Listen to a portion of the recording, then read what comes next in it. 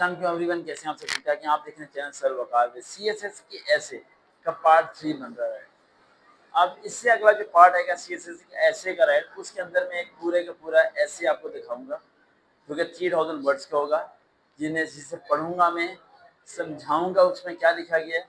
और टॉपिक आपकी मर्जी का मैं चाहता हूँ, आप नीचे कमेंट कीजिए कोई भी एक टॉपिक जिसपे मैं ऐसे लिखूंगा और 3000 वर्ड्स का होगा राइट। और ताकि आपको पता अंदाजा हो जाए कि कैसे लिखना है, क्या करना है और किस तरह इन चीज़ों को एक्सप्लेन करना है, किस तरह इन्हें लिंक्स करना है, वरना आप कुछ भी समझ में नहीं आना। जो तो प्रैक्टिकली हम करके दिखाएंगे।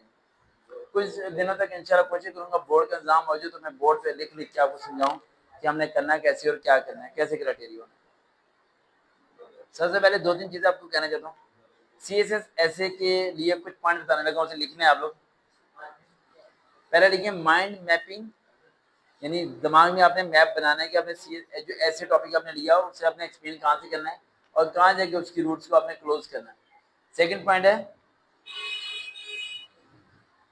Powerful language. पावरफुल लैंग्वेज का मतलब होता है वो वर्ड्स आपने यूज करने हैं जो कॉमनली अगले बंदे को समझ आ जाए। कभी भी कोई ऐसा वर्ड इस्तेमाल नहीं करना जिसका मतलब समझना आपके लिए मुश्किल हो और अगले के लिए भी क्या हो, कॉम्प्लिकेटेड हो। दो पॉइंट समझ आ गए। थर्ड पॉइंट, अब में से मैक्सिमम स्टूडेंट्स क्या करते हैं एसओ के अंदर इडियम्स, फ्रेजेस, कोटेशंस यूज करना शुरू कर देते हैं। ये आपने नहीं करनी यूज। देखना पॉइंट। अगला पॉइंट, डबल मीनिंग वर्ड्स भी आपने यूज नहीं करने।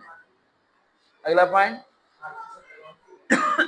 कोशिश करें आपको जो ऐसे है वो रिलीजियस ना हो, यानी अगर ऐसे रिलीजियस नहीं है तो रिलीजियस बनाने की कोशिश ना करें।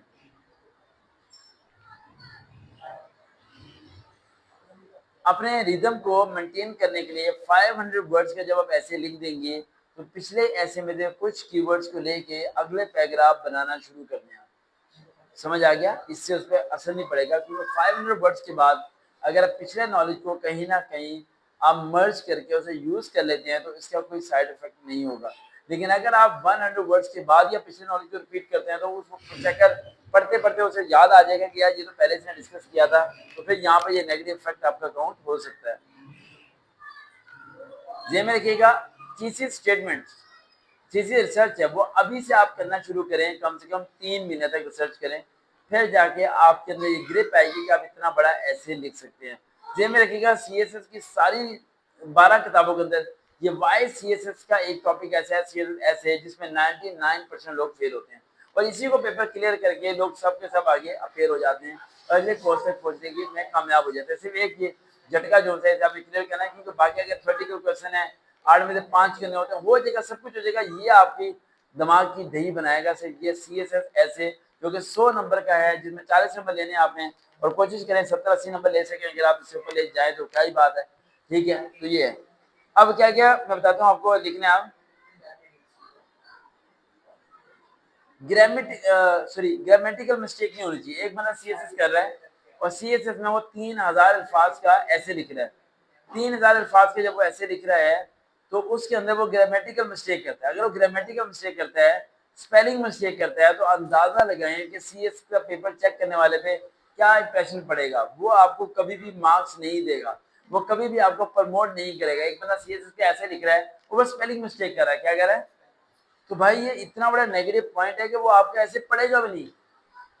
वो आपको ऐसे पढ़ेगा भी नहीं। तो स्पेलिंग मिस्टेक, ग्रामेटिकल मिस्टेक, ये दो चीजें तो दिमाग से निकालेंगे ना आप, ये दो चीजें तो हजम ही नहीं होनी चाहिए आपको। अगला पॉइंट,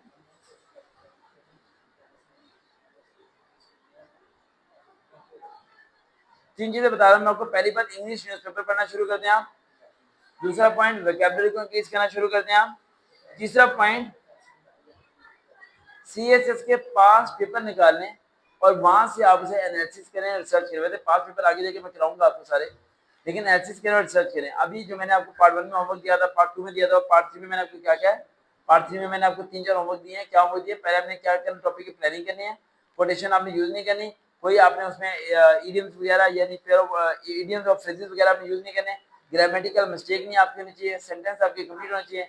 इन चीजों को आप फॉलो करें और अगला जो वीडियो आपको मिलेगी वो सीएसएस का एक ऐसे में लिखूंगा राइट, और 3000 वर्ड्स का होगा और वो मैं आपके सामने पढ़ूंगा, स्क्रीन पे आपको नजर आएगा ताकि आपको अंदाजा हो जाए कि CSS का ऐसे कैसे लिखना है 41 पेजेस के अंदर 3000 वर्ड्स का ऐसे।